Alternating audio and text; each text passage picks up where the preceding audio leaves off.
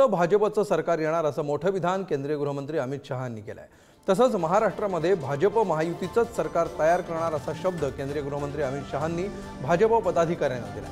महाराष्ट्राची निवडणूक ही देशाच्या राजकारणाची दशा आणि दिशा बदलणारी असेल असंही शहांनी म्हटलंय।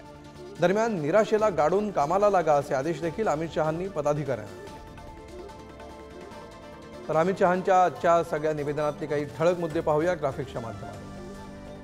2024 ला महायुतीचं, 2029 ला फक्त भाजपचं सरकार येणार। यंदा महाराष्ट्रामध्ये भाजप महायुतीचंच सरकार बनवणार। महाराष्ट्राची निवडणूक देशाच्या राजकारणाची दिशा आणि दशा बदलेल। मवियाचे जास्तीत जास्त कार्यकर्ते आपल्या पक्षात जोडा। निराशेला गाडून कामाला लागा। जो सरकार बनवतो तोच विजयी ठरतो। पदाधिकारी आणि कार्यकर्त्यांनी गाफील राहू नये। आमदार आणि खासदारांविरोधातील नाराजी दूर करा। तर 2024 ला महायुतीचं आणि 29 ला भाजपचं सरकार येईल असं मोठं विधान गृहमंत्री अमित शहांनी केलं आणि यावर अजित पवारांनी प्रतिक्रिया दिली आहे। एका पक्षाचं महाराष्ट्रामध्ये सरकार येऊ शकत नाही असं अजित पवार म्हणाले। इतर राज्यांमध्ये एका पक्षाचं सरकार येतं, मात्र महाराष्ट्रामध्ये परिस्थिती वेगळी आहे असंही अजित पवारांनी म्हटलंय। दरम्यान भाजप ही मगर असून ती इतरांना गिळणार असं जितेंद्र आव्हाडांनी म्हटलंय।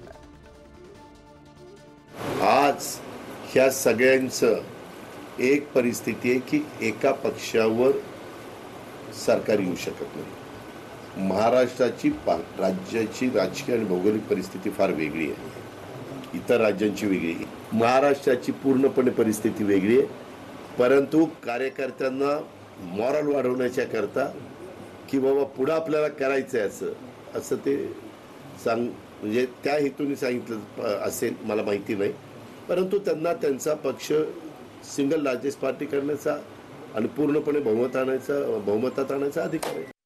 म्हणजे ह्याचाच अर्थ की त्यांची नेहमीची पद्धत आहे की हळूहळू तो कसा क्रोकोडाईल सगळ्यांना गिळत जातो, तर ते गिळत जाणार सगळ्यांना।